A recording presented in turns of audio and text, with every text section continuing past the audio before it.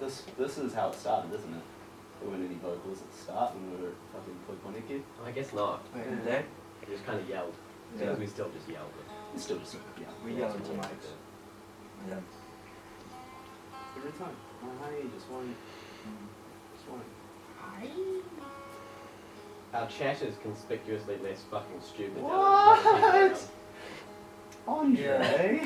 Yeah. You reckon? I reckon we're always really like put together and just having regular old yarns. There's no silly business that goes on here. We're a proper band, we're serious. Lachlan, would you have a spare pick, old boy? Oh, yep. Man. I bet you thought I was going to say, no. No microphones. Are we You gonna have a go? Yeah, I reckon we should, if you guys don't mind. If you want to jump straight in. Get your hands up. I'm happy to just listen. Yeah. Cool. This is gonna sound like such shit.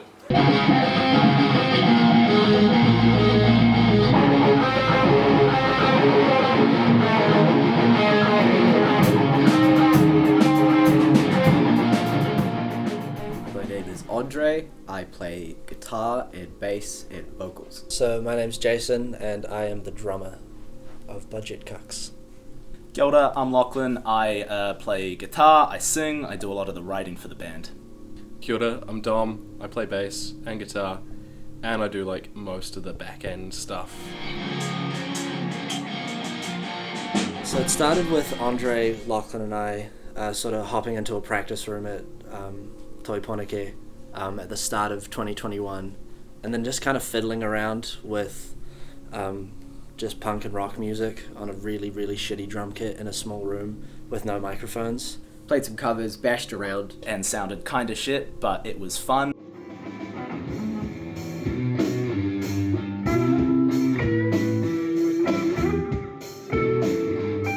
Our mate Simon worked at a music store, and this dude came in and was like, hey, you wouldn't happen to know any bands? Like, we need an opener for our gig.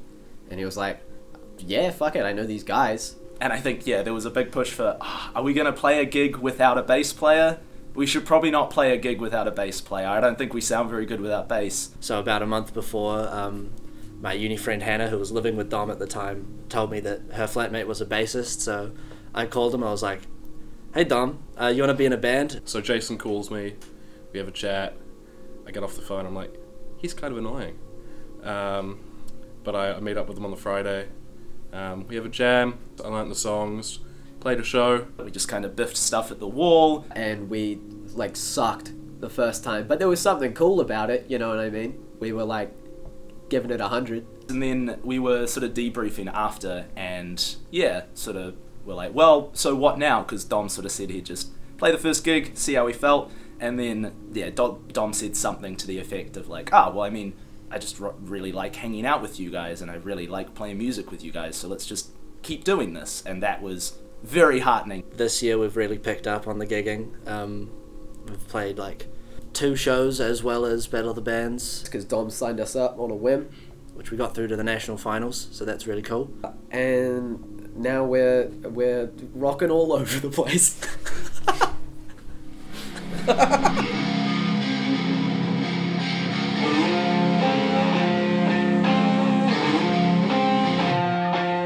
you explain the band name of it? Nope, I have no idea.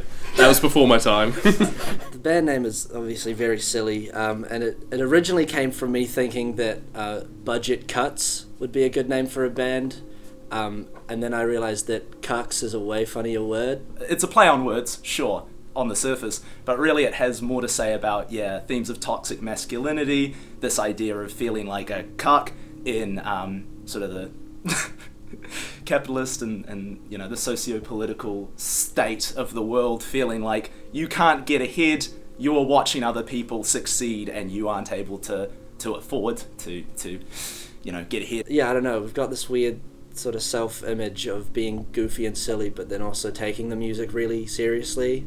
The name very much evokes this idea of like, yeah, if you want to think about it as taking things seriously and thinking about the world as being a place where it's hard to get ahead, so you need an outlet, then sure. But you can also think about it as the fact that we're really silly and goofy.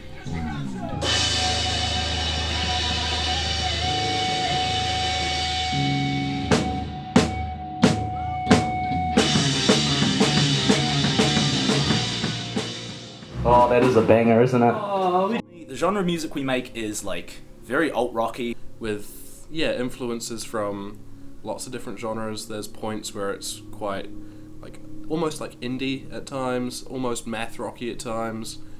There's a lot of punk inspiration, especially in the drums. It's quite heavy, aggressive. I think we all sort of bring a little something different to the table.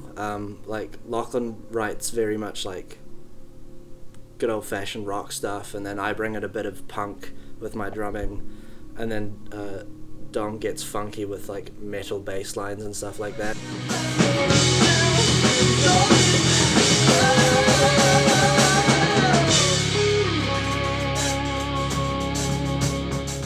I think what draws me to doing this style of music is in my normal day-to-day life, I think I feel a certain level of pressure to be like reserved in order to try seem cool to people, because if you're too sincere, then it's like embarrassing or whatever. But doing this kind of music, if you're not being embarrassing and sincere, then you're doing a bad job. I just like the grooves. I like the kind of quite raw emotional content of it. It's like Andre said, very like connected. It's very sincere, and it's not trying to put on a persona. It's just such a good way to release whatever you're feeling, just out into the world, whether you're listening to it or playing it. All the stuff, all the originals that I've written are very, genuine. They come from a very real place of a lot of feelings of like, frustration or stuff that I'm upset about or whatever, just because writing music that isn't about anything doesn't seem to work for me. And I love it when people pay attention to me. So having another outlet, another opportunity for people's eyes to be on me, it's fantastic. Yeah, and it's also really fast, and that's good. I like fast songs. The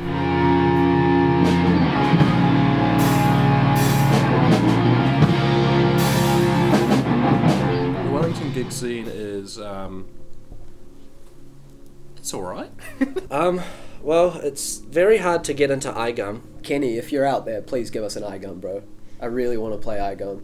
I know you're not going to, but please.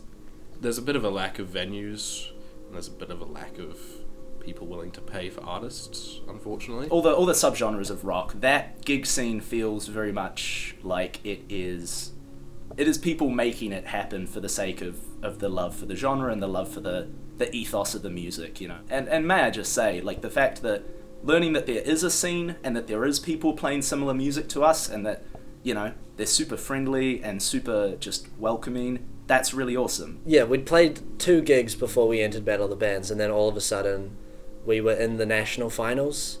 And I think a big part of that was due to us just having such an avid group of friends that came to every single show. And we are very lucky to have that like group of people, because there's not a lot of people that would spend like $20 to come and see your friends play music. So that's really special. When we did Battle of the Bands, Dave and the Dirty Humans asked us to play a show with them, which is sick. So we've just like made that connection because we played the same night as them, and we're playing at our local pub. So that's very exciting.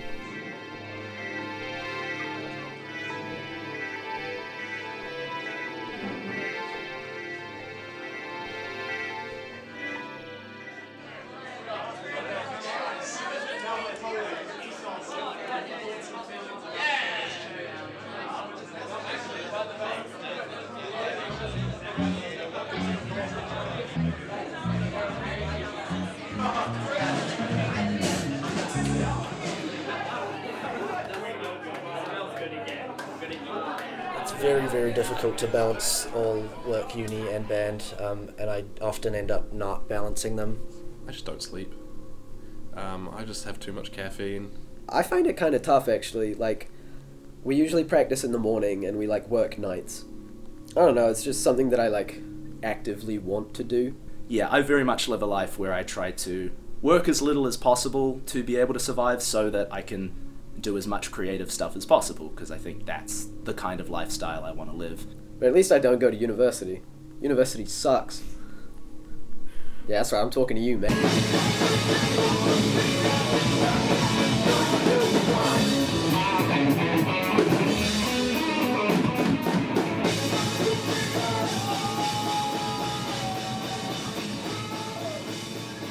see this band being a long-term thing. If Andre leaves, absolutely. I'd love for it to be a long-term commitment. It's nice to have something that I can focus my attention into that doesn't make me actively miserable like working does. We were thinking about it because Lachlan had plans to move to England like in a few months. I was like, oh, well, career next step is to go overseas and do it somewhere where there is way more of an industry than Wellington. So there was a good period there where we're like, oh, the band might just be over in a few months. So like, do we just like do a few songs and have some fun with it? But I, just recently went through a lot of life changes, and I sort of took stock on like, okay, but what am I enjoying doing as opposed to what I should be doing? Yeah, playing in the band is one of those things that I've always wanted for myself, and getting so much out of it, playing with all of my best friends, is enough for me to go, oh yeah, no, I can hold off my career for a few years. I can enjoy this. I know I've got my sights set on doing music as a career, and it would be really cool to just like play music with my friends, and I would like to drag that out as much as possible. I went through a pretty rough time recently where I was like, found it really hard in terms of like, self-worth and stuff.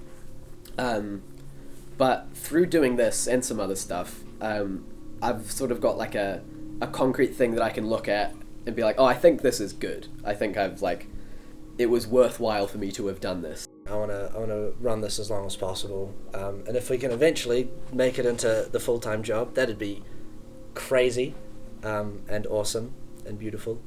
But I'm also just happy to see where it goes.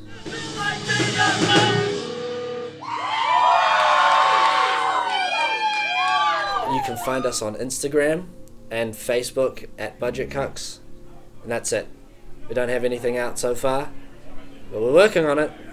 Hello, Welsh Dragon! What up? We are Budget Cucks! Another round of applause for Cherry Punch. They were fucking amazing. You know what? I think I might have an idea that can wake up our dear friend Jason. Yeah, right. It goes a little something like this. Wake up, Jason!